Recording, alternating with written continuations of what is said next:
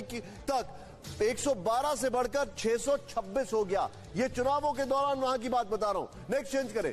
2020 में 4 अप्रैल से 4 मई के दौरान 4 फेज में पंचायत चुनाव हुए यूपी में, और यूपी में इसमें ऐड करिएगा जिसमें कोरोना केस 8 लाख रिपोर्ट किए गए।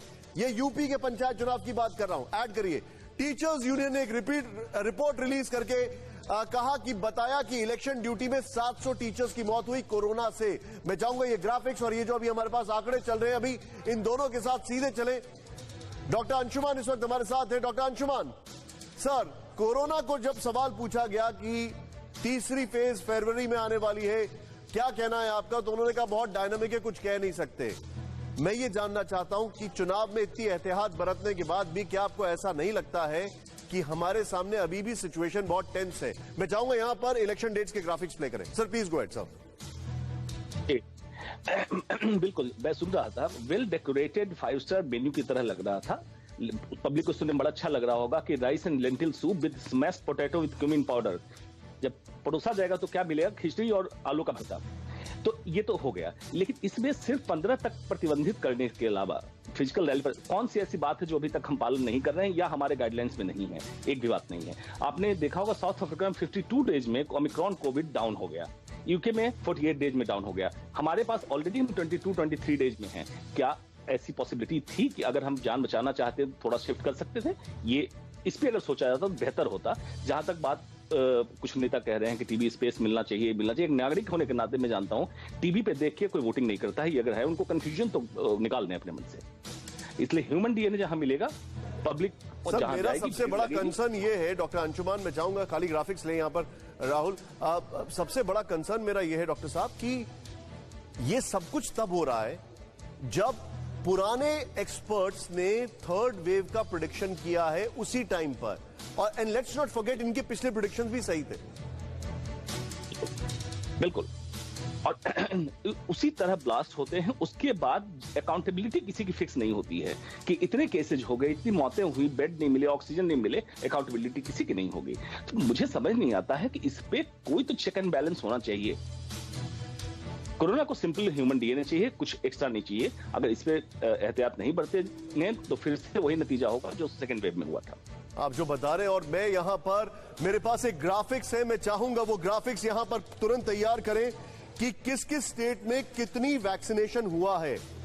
ये मैं आपको दिखाने जा रहा हूं अब से थोड़ी देर के अंदर, और उसकी ब्रेकिंग भी मैं आपको बताने जा रहा हूं। चुनावी मैं चाहूंगा वो ब्रेकिंग यहां पर लेकर आए हमारे सामने। जो ब्रेकिंग कंसर्न्स है हमारे सामने, वो जब आप देखेंगे तो हैरान होंगे। जितेंद्र भाटी मेरे साथ हैं। जितेंद्र बताइए, आप पीयूष मेरे साथ जुड़ चुके हैं जो कि अभी थोड़ी देर पहले चुनाव आयोग की प्रेस कॉन्फ्रेंस कवर कर रहे थे। पीयूष बड़ा क्लियर कट बोला कि कोई भी थर्ड वेव को हम डायनामिक है, नंबर्स प्रिडिक्ट नहीं कर सकते हैं, लेकिन मैं ये समझना चाहता हूं कि क्या चुनाव आयोग एक बहुत बड़े डायलेमा से निकल नहीं रहा है?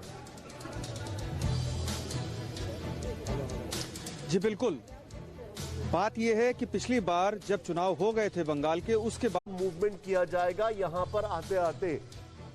ये इसी तरीके से किया जाता है, इसीलिए एक बार में नहीं होता है। ऐसे ही पूरे रिसोर्सेज, पूरे लॉजिस्टिक्स का डिस्ट्रीब्यूशन किया जाता है from top to bottom down. लेकिन मैं सीधे चलूंगा यहां पर। पुष्पेश सर मेरे साथ है। सर आपने सुना, आप चाहें ओके, मैं पुष्पेश जी नहीं है, मुझे बताया गया है, राजीव जी मेरे साथ है। सर चाहे अगर बात की जाए, आप अलग अलग लेवल की चुनावों की बात की जाए, उसमें एक चीज जो सामने आ रही है, हर कोई बोल रहा है फ्री एंड फेयर नहीं हो सकता है। ये क्या अनिश्चितता है जिसको लेकर इनके अंदर एक सेंस ऑफ इनसिक्योरिटी सीप इन कर रही है, क्योंकि ये पहली बार ऐसा कुछ कर रहे हैं। और आयरनी की बात यह है कि ये अभी तक तैयार ही नहीं थे कि ऐसा भी कुछ हो सकता है। देखिए, फ्री एंड फेयर नहीं हो सकता है, ये कौन लोग कह रहे हैं?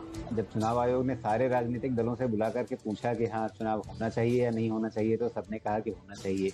उसके बाद किस तरह से होना चाहिए, इस पर भी सबके सुझाव मांगे गए, और अधिकांश बड़े दलों की तो राय यही है, जो शुरुआत में मैंने टिप्पणियां देखी सुनी आपके साथ ही, उसमें तो यही लगता है कि सारे दल ये श्रेय लेने में अब जुटे हुए हैं कि हमने कहा था इसलिए चुनाव आयोग ने ये कर दिया, अच्छी बात है। तो यदि कुछ आवाजें ऐसी आती हैं कि हाँ भाई फ्री एंड फेयर नहीं हो पाएगा, तो अब उनके अपने कुछ कारण होंगे जिनकी वजह से ऐसा वो कह रहे होंगे। इसके पीछे मैं नहीं जानना चाहता कि हाँ कुछ खास लोगों ने ऐसा क्यों कहा होगा, लेकिन अधिकांशतः राजनीतिक दलों ने तो खुशी ही जताई है कि हाँ ठीक है, लेकिन धीरे धीरे आगे चल करके होगा, वो भी अपने मुद्दे तलाशेंगे जिसके आधार पर चुनाव आयोग पर तोहमत लगाई जा सके कि वो केंद्र सरकार के एजेंट के रूप में काम कर रही है। ये आरोप हमेशा लगता है, जब भाजपा विपक्ष में थी तब भाजपा लगाती थी, अभी जो दूसरे दल हैं वो इसी तरह के आरोप लगाएंगे। आने वाले समय में चुनाव आयोग को इस चुनौती से भी जूझना पड़ेगा और एक तरह से मैं आपको रोकूंगा, मेरे पास एक जानकारी है, देश में एक दिन में 10 लाख तक आ सकते हैं कोरोना के केस। एक तरफ हम इसकी बात कर रहे हैं, फिर दूसरी बात IISc और ISI बेंगलुरु की रिसर्च के आधार पर बड़ा दावा, मार्च शुरुआत में कोरोना के नए केस में आने लगेगी कमी, कम वैक्सीनेशन वाले राज्य होंगे ज्यादा प्रभावित, ये रिसर्च बता रही है। और कम राज्य अगर बात की जाए तो यहां पर मैं सीधे चलूंगा डॉक्टर अंशुमान के पास। डॉक्टर अंशुमान सर, अगर ये बात की जाए, ये जो हमारे पास जानकारी आ रही है कम वैक्सीनेशन, अब कम वैक्सीनेशन का मतलब क्या है? जिनको डबल डोज कम हुई है या कम वैक्सीनेशन को आप कैसे असेस करते हैं? जिनको सिंगल डोज लगी है, डबल डोज नहीं लगी है, सिंगल डोज भी नहीं लगी है? देखिए, सिंगल डोज तक वैक्सीनेशन बहुत प्रभावी हम नहीं मान रहे हैं, खास करके ओमिक्रॉन के म्यूटेशन के बाद। एटलीस्ट 2 डोजेस और बूस्टर डोज लग जाए तभी हम मान रहे हैं सिग्निफिकेंट वैक्सीनेशन और 90% प्लस पॉपुलेशन ये अगर कवर हो रहा है तब हम मानते हैं कि इसमें उसमें भी आप देख रहे हैं कि RT-PCR पॉजिटिव केसेज आ रहे हैं और कुछ में सिम्टम्स भी आ रहे हैं वैक्सीन के बाद। इसलिए बिल्कुल ये सच है जो चुनाव आयोग ने भी कहा है कि डायनेमिक स्टेट है। डायनेमिक स्टेट है तो जो बैंगलोर की रिपोर्ट अभी आई उसी का मैं जिक्र कर रहा था, वैसा उल्लेख था साउथ अफ्रीका और यूके में इतने दिनों में डाउन हुआ है। तो अगर वेट करते तो शायद हम हताहत होने से बचा सकते थे। इस रिसर्च को इग्नोर नहीं किया जा सकता है।